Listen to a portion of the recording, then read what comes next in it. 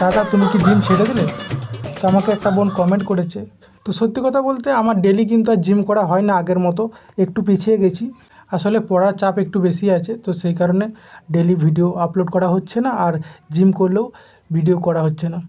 বড় ভিডিও যে করব, এডিট করার সময় হয়ে উঠছে না, ঠিক আছে? তো সেই কারণে 1 থেকে 2 মিনিটের ভিডিওই আমি এডিট করে যতটুকু সময় পাচ্ছি তার মধ্যে আমি আপলোড করছি, ঠিক আছে? তো দেখো আজকে ডে 26, তো এখন ঘড়িতে 4:30 বাজছে। তো সকালে উঠে দেখো আমি এক্সারসাইজ করছি। আর সত্যি কথা বলতে রেগুলার কিন্তু আর ওয়ার্কআউট তেমন করা হয় না, করি মাঝে মধ্যে করি। তো তখন আর ভিডিও করতে মন যায় না, বা করলেও এডিট করা হয় না। গ্যালারিতে অনেক ছবি আছে, ভিডিও আছে, তো পুরনো ভিডিওগুলো এখন এডিট করার সময় হয়ে উঠছে না। তো নতুন ভিডিও কি এডিট করব বলো? তো চলো পুরো ভিডিওটা দেখো, কন্টিনিউ।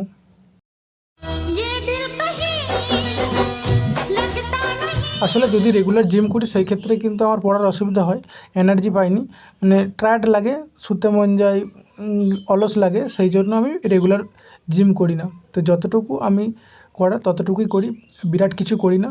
আগে 2 ঘন্টা 3 ঘন্টা করে করতাম, তো এখন অতক্ষণ নয়, আধ ঘন্টা খুব জোর। তো দেখো আমাকে কিন্তু ঘাম দিয়ে দিয়েছে, ভালোই ঘাম দিয়ে দিয়েছে। তো অনেক দিন আমি সেট আপ করিনি, তো ভাবলাম যে সেট আপ করি, তারপরে এই ওয়ার্কআউট পুরোপুরি শেষ করব। তো পড়তে বসতে হবে ফ্রেশ হয়ে। তো চলো, তো দেখো আধ ঘন্টা পর ফ্রেশ হয়ে একদম পড়তে বসে গেছি। এইভাবে কিন্তু আমাকে অনেকক্ষণ পড়তে হবে, তা নাহলে কিন্তু সিলেবাস কমপ্লিট করতে পারবো না। এখনও কিছু কিছু সিলেবাস স্ট্যাটিক জিকেগুলো বাকি আছে, তো সেগুলো কমপ্লিট করতেই হবে।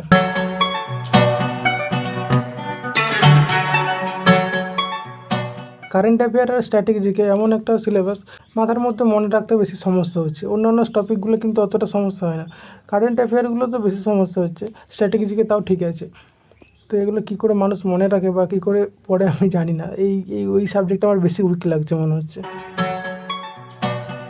তো চলো কাল আবার নতুন ভিডিওতে দেখা হবে। টাটা, ততক্ষণে ভালো থেকো।